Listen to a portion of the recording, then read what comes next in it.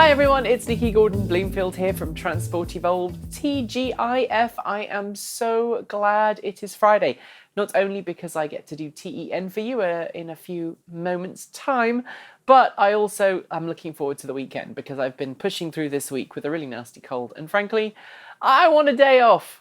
Yeah, you can't take days off when you're the boss.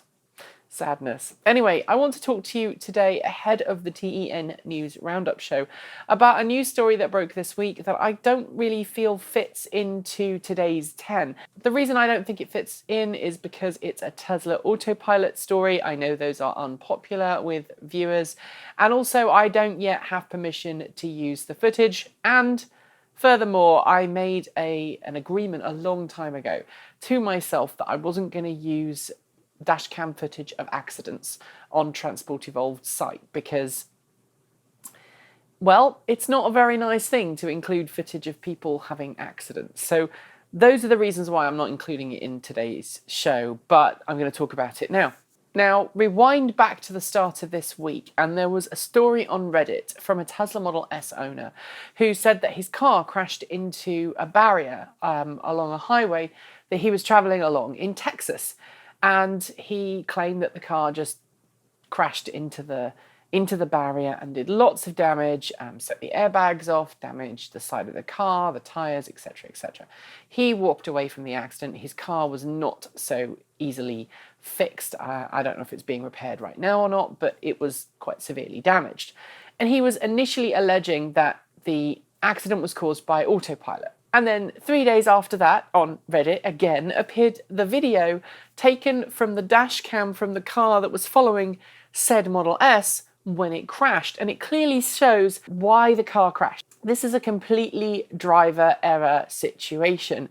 And the reason why I'm bringing it up is not only because it's another one of those cases where people are blaming Tesla's autopilot system for something that really they were responsible for, but it also serves as a timely reminder that autonomous vehicle technology is not at level 5 yet. Level 5 is where you can basically hand over complete control to the car. We're not at level 5 yet.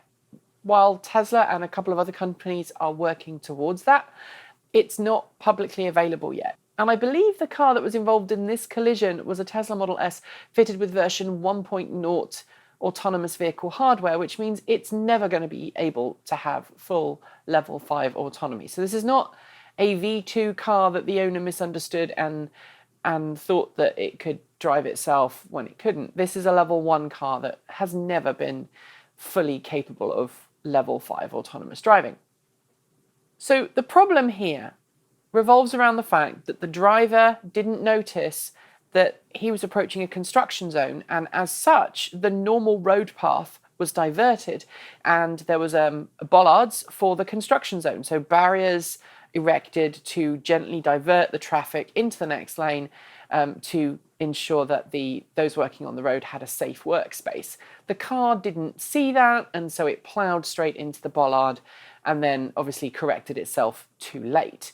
Now, the driver of that vehicle should have been paying enough attention to have moved the car over.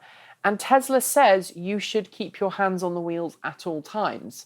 So this is clearly, I think, a case in which the driver wasn't paying attention and should have been. And the driver is, based on the information I've been given, at fault here. But it reminds us that we do need to pay attention to what our cars are doing, even if our cars do have advanced hardware features that allow us to hand off some of the basic features. It's the same as cruise control. You know, if you're driving a car with cruise control and it doesn't have kind of any radar assistance, so it can't detect when the car in front stops, it's up to you to notice when the car in front is slowing down or stopping so that you turn off your cruise control and apply the brake.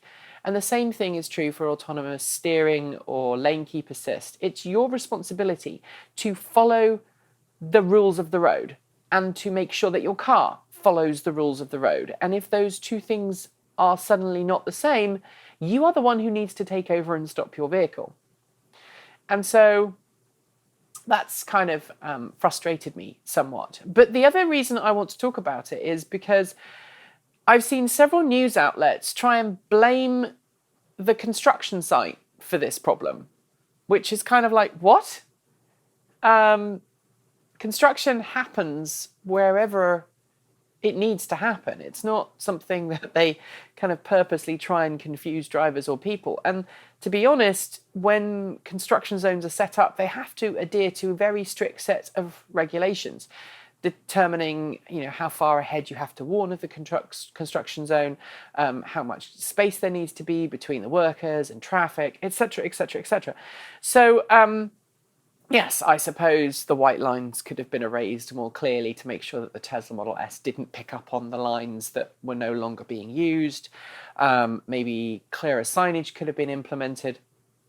But this is clearly a driver's fault, not the construction zone's fault. And I think it's very easy for us to put Tesla and other companies on the pedestal when it comes to autonomous vehicle hardware and say, yep, they've reduced accidents, they have reduced the number of collisions, the technology is super safe, and so everybody else has to bend around it. And that's not the case. We still have to take responsibility for our actions and for what our vehicles do.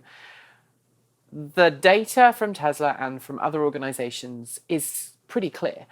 Autonomous vehicle technology, even semi-autonomous driver assistance features, keep us safer than no driver assistance features. Just like driving a car with lots of airbags and being involved in an accident is far better for you than driving a car with no airbags and being involved in an accident, even if you were traveling at the same speed at the time of collision. So I think we need to remember that as drivers, we're still responsible. But it also reminds me that we need to re-examine how our driving tests work. In the UK, they're just changing some of the driving examination now, so that if you want to get a driving license, you not only have to be able to prove that you can drive a car, but you also have to be able to prove that you can set a satellite navigation system and follow it accurately, which is really interesting. I think that's the first time I've ever heard of that being used in an exam. Maybe we also now need to put into the driver's exam things like using adaptive cruise control, using lane keep assist, using autopilot or autopilot-like features to prove that the drivers who are going to use them in the future understand how they work, understand what their limitations are, and understand when they should be used. I mean, for example, I'm sure that a lot of you don't think anything of using cruise control in bad weather. But actually, you really shouldn't use cruise control in heavy rain. You shouldn't use cruise control in icy conditions or in snow. You should be the one in control of your vehicle. So it's little bits of knowledge like that I think we might need to change the way that we think about implementing a driving education program and our driver testing program and respecting the technology that is in our vehicles. So that's not really anything that I wanted to sort of give to you as a parting thought for the weekend, but it's something that I feel very strongly about, actually. I think we need to work hand in hand with this technology and make sure that it keeps us safe, but that we respect it and its limitations too. What do you think? Leave your thoughts in the comments below. Don't forget to like, comment and subscribe. And if you liked what you saw today, please do consider keeping us independent and impartial by joining our Patreon crowdfunding campaign from as little as $1 per month. You'll find a link to that in the description below, as well as a clickable link at the end of this video. I hope you have a great weekend. Do stick around and watch TEN when it comes out later on today.